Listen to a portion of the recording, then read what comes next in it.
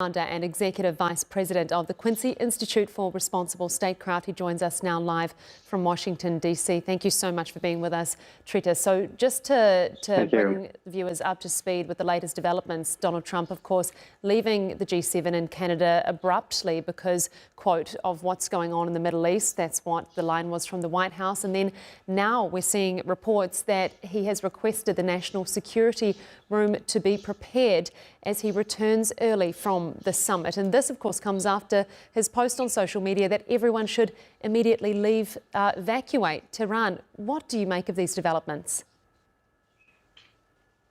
It's really difficult to know exactly what he means with this because, for instance, if they were going to try to take out the Fordo plant, which is deep in the mountains and as your reporter said, needs American bombs because the Israelis don't have the capability to do so. What's the point of evacuating Tehran, which is hundreds of miles away from there? So is this a preparation for an attack on Tehran itself? That does not have any real direct relationship towards destroying the Fordo plant. So it's unclear. We have seen mixed messages from the administration. This is obviously extremely ominous. But what we also do know is that if there is an all-out war between the U.S. and Iran, the Iranians do have capabilities to strike back at the U.S. This is part of the reason why they need more force protection. And a lot of those missiles that they would use in attacks against U.S. bases are not the long-range missiles that they're using against Israel. They have a larger arsenal of the medium-range and short-range missiles. So they haven't used any of those against Israel. So they still have their full arsenal when it comes to striking U.S. bases. So this could end up becoming tremendously bloody. And this is, again, part of the reason why his own base is so adamantly against him getting involved in this war, because they see it as something that will destroy his presidency and jeopardize his domestic agenda.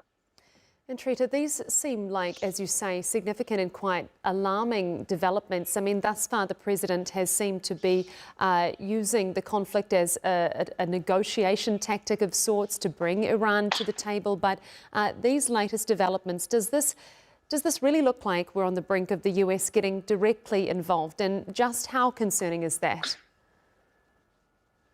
Well, first of all, the Iranians were at the table. I think it's very important to make sure that everyone understands that. There were negotiations going on. There were supposed to be a new round of talks this past Sunday. There was nothing that was needed to be done to get the Iranians to the table because they were there. What the Israelis did is that they blew up the negotiating table. And here we are as a result, with diplomacy having been destroyed. So the Iranians, if there is new talks, they have already signaled that they would do so, but not while at the same time the Israelis are bombing Tehran and everywhere else in Iran. Again, we don't know quite yet. For up until yesterday, the message from the administration was that they would not get involved in this war unless the Iranians attack the U.S. The Iranians have not attacked the U.S. But we also know that this is an administration that can change its mind rather quickly. Regardless of what they said yesterday, they may end up doing something different today. And we've seen the position that Donald Trump has had on this quite fluid from the start after the attack that Israel launched, as you mentioned, on Iran. We saw Marco Rubio saying that the US was not involved. It's now become quite clear that there was some support there. I mean, what do you make of the planning that went into this? I mean, it's very difficult to see this. It's becoming quite difficult to see this not as something that was worked together on by the US and Israel. What do you think the likelihood of that is? I think what happened here is that Trump started negotiations. The Israelis were infuriated. He started the negotiations with a more reasonable, realistic negotiating position and demand.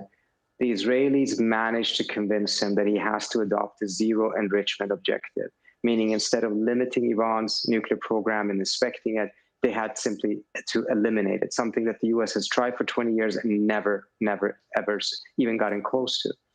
The minute he agreed to that, the trajectory of the situation dramatically changed from one that was going in the right direction towards the deal towards one that is now going in the direction of an all-out war. Because once that happened, predictably, stalemate and blockage in the negotiations. Then the Israelis took advantage of that and said, we can unblock it by bombing them. It will add to your negotiating leverage, and then you can get a deal. But instead, we're seeing that it actually may lead to the U.S. itself getting into the war. So this is on Trump himself. He should never have accepted the zero enrichment objective. This is the reason why he is in this situation right now. Trita Parsi, co-founder and executive vice president of the Quincy Institute for Responsible Statecraft. Thank you so much for your time and analysis. Thank you.